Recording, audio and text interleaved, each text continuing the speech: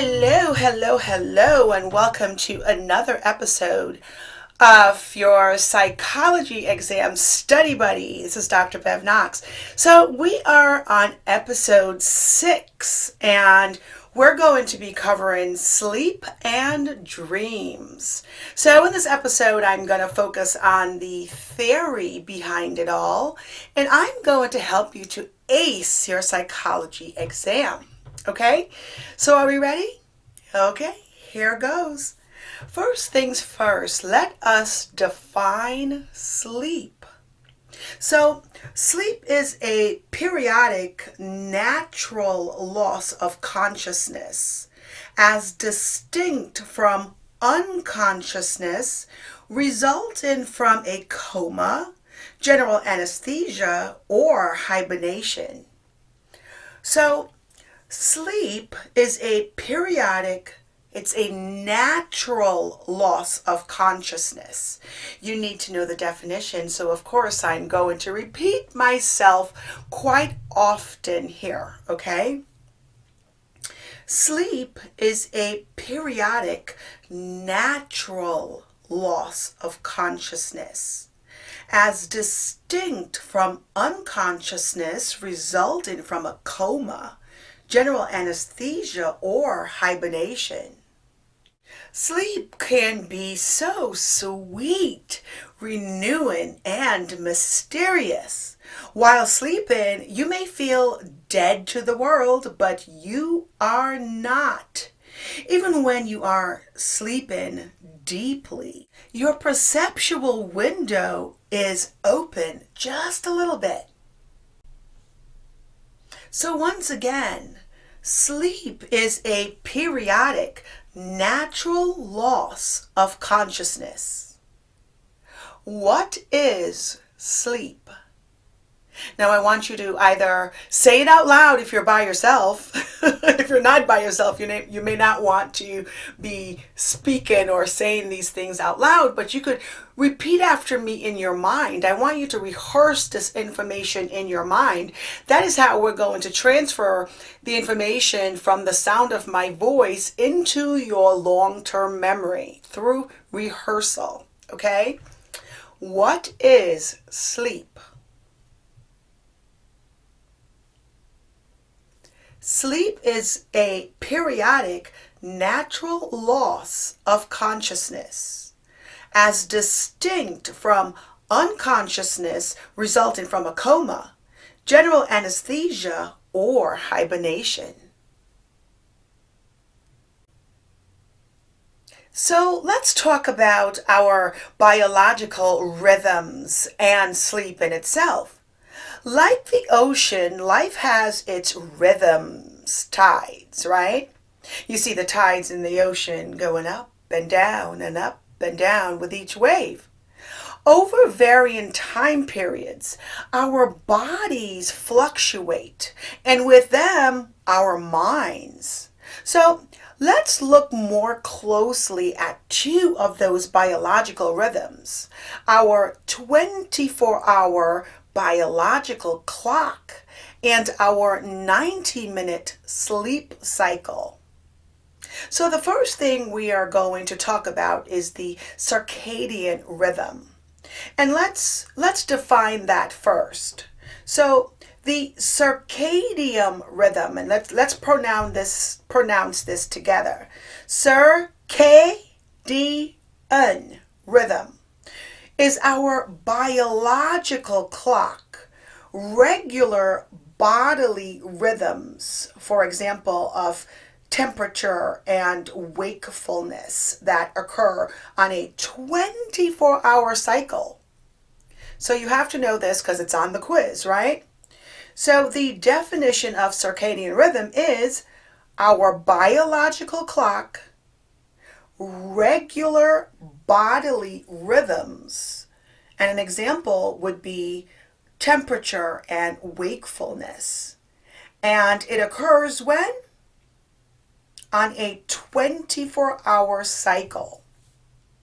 So the rhythm of the day parallels to the rhythm of life. From our walk-in at a new day's birth to our nightly return to what Shakespeare called death's counterfeit. Our bodies roughly synchronize with the 24-hour cycle of the day and night thanks to an internal biological clock called the what? Circadian rhythm. Now, as morning rises, okay, our body temperature also rises. It then peaks during the day, dips for a little time before afternoon. So again, what is circadian rhythm? Go ahead, think about it. What kind of clock is it? It is our biological clock. Regular bodily rhythms. And it occurs when? It occurs on a 24-hour cycle. Okay, so let's move on to the sleep stages. What is the biological rhythm of our sleeping and dreaming stages?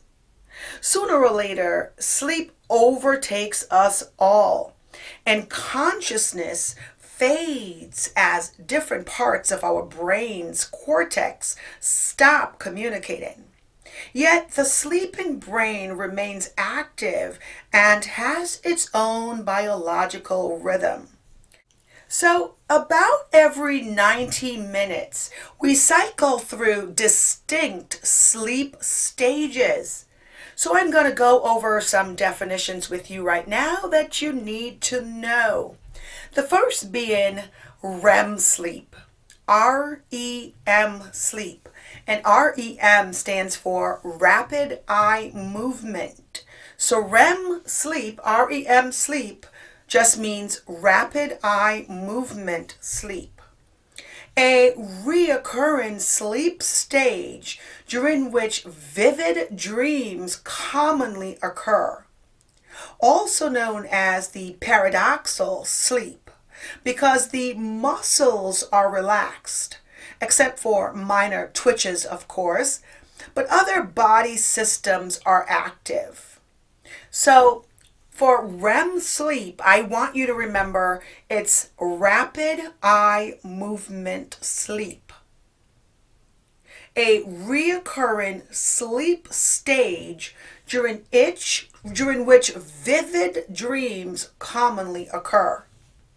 So if you have a question on your exam that asks you, which of the sleep stages vivid dreams occur, it is where? It is in the REM sleep stage, the rapid eye movement sleep stage, a reoccurring sleep stage during which vivid dreams commonly occur. What is REM sleep? That's right. REM sleep is the rapid eye movement sleep, a reoccurring sleep stage during which vivid dreams commonly occur.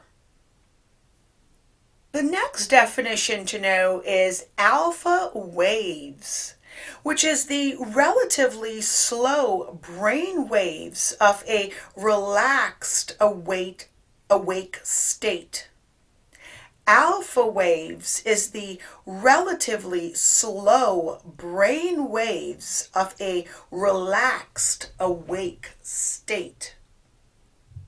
What is alpha waves? The relatively slow brain waves of a relaxed awake state. So researchers can actually measure sleep activity, okay? Sleep researchers measure brainwave activity, eye movements, and muscle tension with electrodes that pick up weak electrical signals from the brain, eyes, and facial muscles. So there are actual brain waves and sleep stages that we're going to talk about now. Let's pretend you're in a sleep study and researchers actually have you in a room and you're about to conduct some type of sleep research, okay? So you're in that bed. When you are in that bed with your eyes closed, the researcher in the next room sees on the EEG the relatively slow alpha waves in your awake but relaxed state. Don't forget, we just talked about what alpha waves were. The relatively slow brain waves of a relaxed awake state. Now, as you adapt to all this equipment that's in the room, you grow tired and in an unremembered moment, you slip into sleep. This transition is marked by the slowed breathing and the irregular brain waves of non-REM stage 1 sleep. So, using the American Academy of Sleep Medicine classification of sleep stages, yes, there's such a thing. This is called NREM1, which is non-rapid eye movement -1. Okay? During this brief NREM-1, you have to remember that, sleep, you may experience fantastic images resembling hallucinations, sensory experiences that occur without a sensory stimulus. Let's get that definition into your long-term memory right now. Okay, so hallucinations are false memory experiences.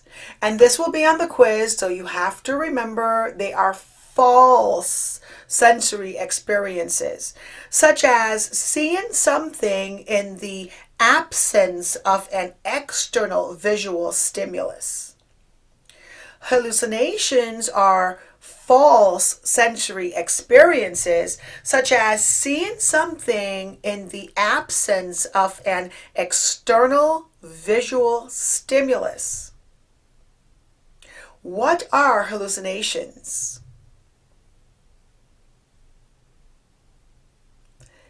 They are false sensory experiences. Repeat after me, please, in your mind or out loud. Hallucinations are false sensory experiences, such as seeing something in the absence of an external visual stimulus. Now, when you relaxed more deeply and begin about, maybe 20 minutes of NREM2 sleep. So do you see the sleep stages? We just talked about NREM1, which is non-REM 1 stage. So about 20 minutes after that, you'll have NREM2 stage with its periodic spindles is what they call it, which is bursts of rapid rhythmic brainwave activity. Although you could still be awakened without too much difficulty, you are now clearly asleep. Then you transition to the deep sleep of NREM3, which is non-REM 3 sleep. During this slow wave sleep, which lasts for about 30 minutes, your brain emits large, slow delta waves, and you are hard to awaken. Now, delta waves, let's talk about that for a minute. Let's learn this definition. Delta waves are the large, slow brain waves associated with deep sleep. Okay, so what is delta wave? large, slow brain waves associated with deep sleep. So when you transition to the deep sleep of non-REM 3 stage, NREM 3 stage, during this slow wave sleep, it lasts about how long? 30 minutes. Your brain emits large, slow delta waves, and you are hard to awaken. And it's at the end of this stage that some children may wet the bed. Okay? And about an hour after you first fall asleep, a strange thing happens. Rather than continuing in deep slumber, you ascend from your initial sleep drive, returning through the non-REM 2 stage, where you'll ultimately spend about half an hour of your night. You enter into the most intriguing of the 4 sleep phases, which is the REM sleep, which is what we talked about earlier. So for about 10 minutes, your brain waves become rapid and sawtoothed, is what they call it. More like those of the nearly awake non-REM 1 sleep. But unlike non-REM 1, during REM sleep, your heart rate rises. Your breathing becomes rapid and irregular. And every half hour or so, your closed eyes dart around in momentary bursts of activity. So these eye movements announce the beginning of a dream, often emotional, usually story-like, and richly hallucinatory. And we talked about what hallucinations were, right? False sensory experiences, such as seeing something in the absence of an external visual stimulus. Dreams aren't real, but REM sleep tricks your brain into responding as if you are actually watching a real scene. Because anyone watching a sleeper's eyes can notice these REM bursts, it is amazing that science has ignorant of REM, which is what? REM, which means what?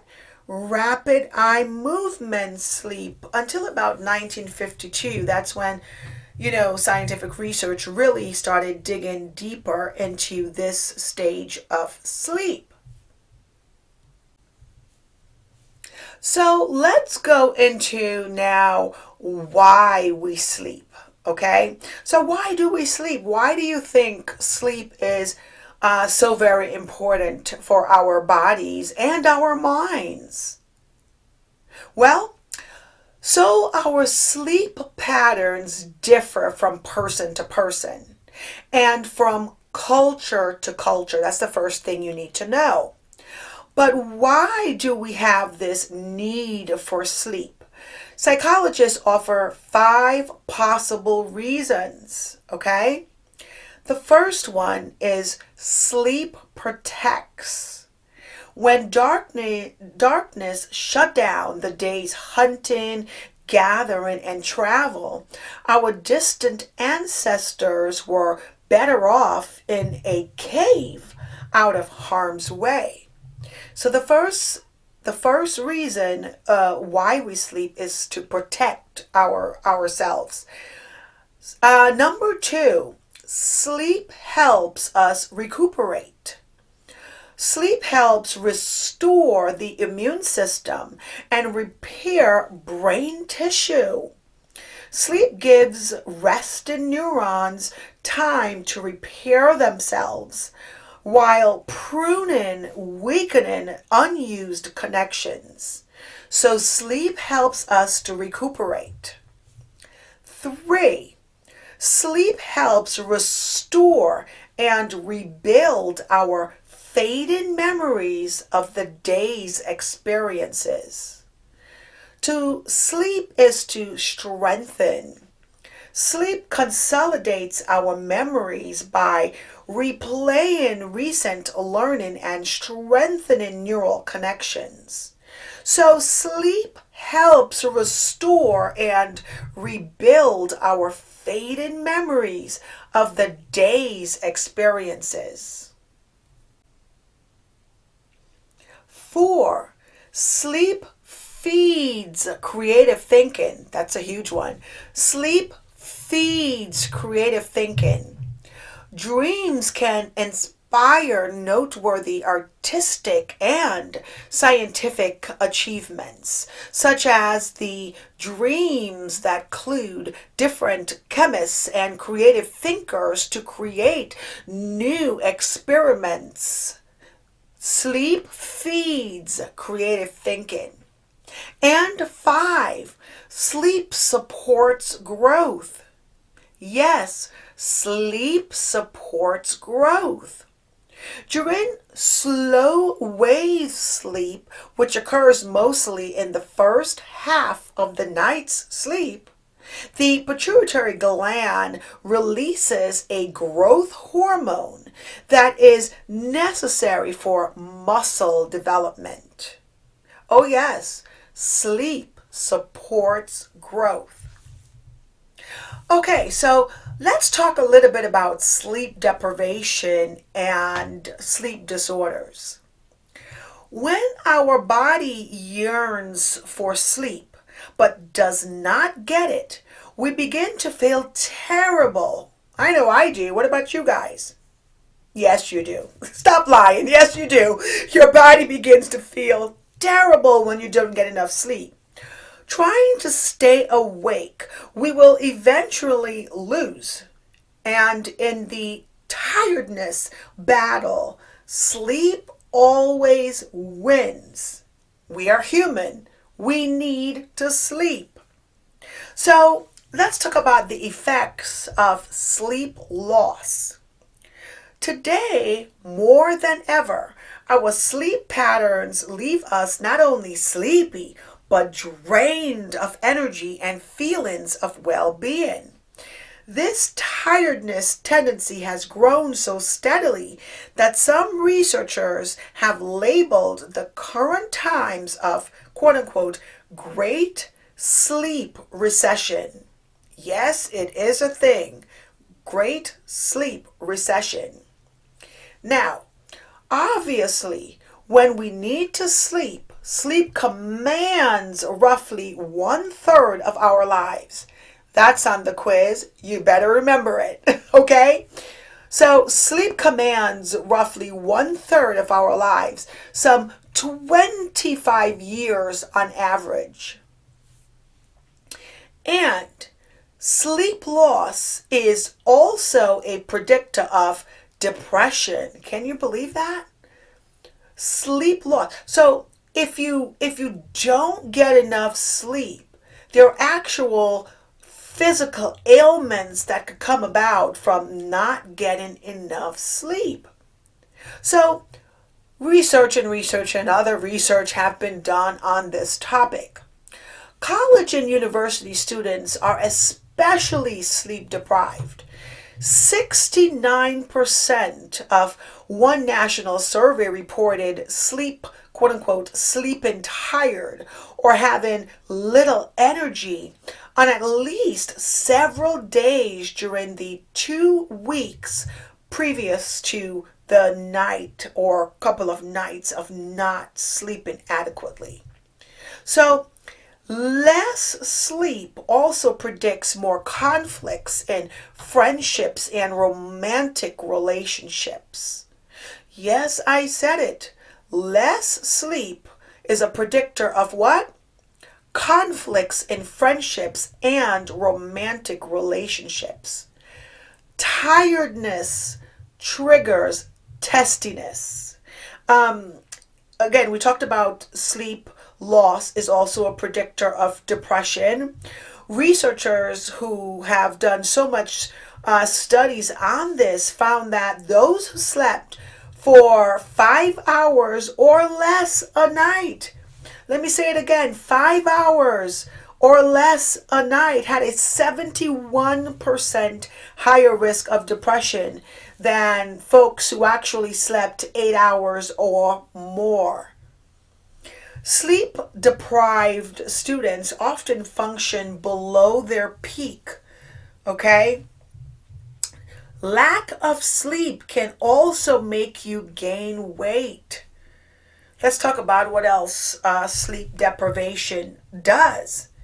So it increases the hunger arousing hormone that decreases its hunger suppressing partner. It decreases metabolic rate, a gauge of energy use. It decreases production of cortisol, a stress hormone that stimulates the body to make fat. And it enhances limbic brain responses to the mere sight of food and decreases cortisol responses that help us reset temperature. Yes, sleep deprivation, it's a horrible thing. Sleep deprivation definitely affects our physical health, okay? Sleep deprivation slows reaction and increases errors on visual attention tasks. And also, it may lead to having some type of major sleep disorder. So, do you have trouble sleeping when anxious or excited? Most of us do. An occasional loss of sleep is nothing to worry about. But for those who have a major sleep disorder like insomnia, narcolepsy, sleep apnea, sleepwalking, sleep talking, or night terrors, trying to sleep can be a nightmare. So let's go over some of these sleep disorders. The first being insomnia. Insomnia is the recurring problems in falling or staying asleep. Now notice I stated problems in falling or staying asleep. So you could, be someone with insomnia that your head hits the pillow at 10 o'clock, okay? Your bedtime is 10, you have to wake up at 6 in the morning. Your head hits the pillow at 10, you're out, okay? But you wake up at 2 o'clock in the morning like clockwork and you can't get back to sleep and you have to be out, you have to get up at 6 o'clock in the morning to be out by 7, okay? And this is reoccurring. It just doesn't happen one time. It happens every night. That is an example of insomnia. Or your head hits the pillow at 10 and you have to wake up at 6. You can't fall asleep until 2 o'clock in the morning.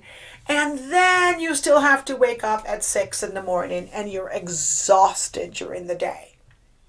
So insomnia is the reoccurring problems in falling or staying asleep. What is insomnia?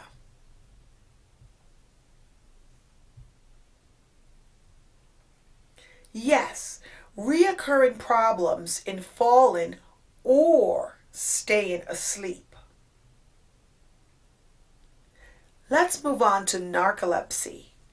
Narcolepsy is a sleep disorder characterized by uncontrollable sleep attacks. The sufferer may lapse directly into Rem sleep, often at opportune times. Narcolepsy is a sleep disorder characterized by uncontrollable sleep attacks. By the way, this occurs in 1 out of 2,000 adults, okay? And these sudden attacks are overwhelming sleepiness. And there's a risk of falling asleep at dangerous moments. Narcolepsy attacks usually last less than 5 minutes, but they can happen at the worst and the most emotional times. Everyday activities such as driving require extra caution. So folks who suffer from narcolepsy basically could just fall asleep at any time of the day. Okay, sleep apnea is another sleep disorder. It is a sleep disorder characterized by temporary cessations of breathing during sleep and repeated momentary awakenings. Sleep apnea is a sleep disorder characterized by temporary cessations of breathing during sleep and repeated momentary awakenings. So, sleep apnea occurs in 1 out of 20 adults. They actually stop breathing repeatedly while sleeping. Fatigue and depression as a result of slow wave sleep deprivation is also associated with this disorder. Also, in regards to which target population is most likely to have this disorder, it is obese men. Obese men are especially likely to have sleep apnea. What is sleep apnea?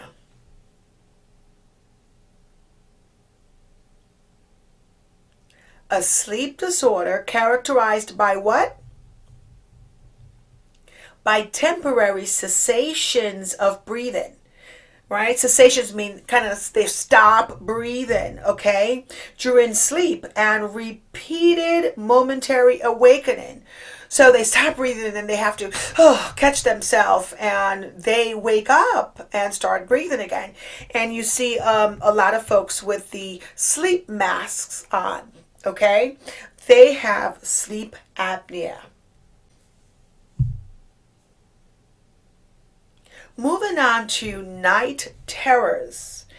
Night terrors is a sleep disorder characterized by high arousal and an appearance of being terrified. Unlike nightmares, night terror occurs during non-REM 3 sleep stage, within 2 or 3 hours of falling asleep, and are seldom remembered. So night terrors is a sleep disorder characterized by what? High arousal and an appearance of being terrified. It's unlike nightmares. Night terrors occur during non-REM 3 sleep within 2 or 3 hours of falling asleep and are seldom remembered. Night terrors occur in 1 out of 100 adults, and in regards to children, it's 1 in 30. So there is an appearance of being completely terrified, and they're talking nonsense, sitting up or walking around during non-REM 3 sleep. It's different from nightmares, so you have to remember that. The person is not having a nightmare. Night terrors are different from nightmares, okay? So, doubling of a child's heart rate and breathing rate during this attack. Luckily, children remember little or absolutely nothing of the fearful event the next day. As people age, night terrors become more and more rare. So let's move on to dreams. A dream is a sequence of images, emotions, and thoughts passing through a sleeping person's mind. A dream is a sequence of images, emotions, and thoughts passing through a sleeping person's mind. So, we spend 6 years of our life in dreams, many of which are anything but sweet. I mean, if we're having wonderful dreams, okay, and we're dreaming about the most amazing vacation or person that we're with and everything is hunky-dory, that would be wonderful and blissful, right? But that's not always the case. For both men and women, 8 in 10 dreams are marked by at least one negative event of emotion. Common themes include repeatedly falling in an attempt to do something, being attacked, pursued, or rejected, or experiencing misfortune. Dreams with sexual imagery occurs less often than you might think. In one study, only 1 in 10 dreams among young men and 1 in 30 among young women had sexual content. More commonly, a dream's storyline incorporates traces of previous days, non-sexual experiences, and preoccupations. So, a dream is a sequence of images, emotions, and thoughts passing through a sleeping person's minds. What is a dream? That's right, a sequence of images, emotions, and thoughts passing through a sleeping person's mind. So, why do we dream? Dream theorists have proposed, oh yes, there is such a thing. There is such a thing as dream theorists, okay? Which is basically researchers or theorists that focus on dreams. So, dream theorists have proposed several explanations of why we dream, including these. To satisfy our own wishes. That's one. Also, to manifest content, the apparent of remembered storylines as a censored, symbolic vision of its latent context, the unconscious drives and wishes, often erotic, that would be threatening if expressed directly. So, Freud considered dreams the key to understanding our inner conflicts. However, his critics say that it is time to wake up from Freud's dream theory. So you have a lot of critics that criticize Freud's theory, which they regard as a scientific nightmare.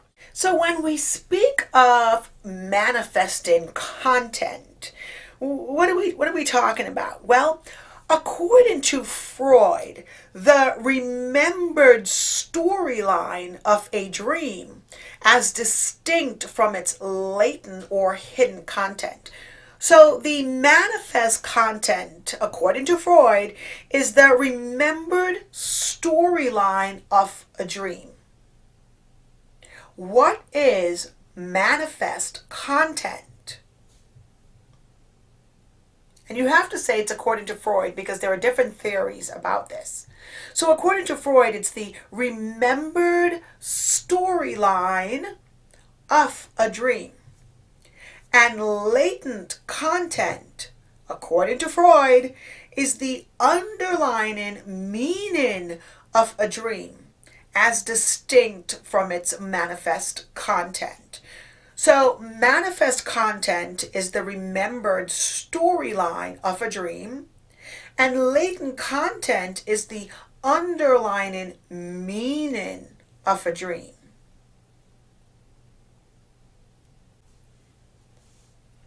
So, although today's sleep researchers debate dreams' function, and some are skeptical that dreams serve any function at all, there is one thing they agree on.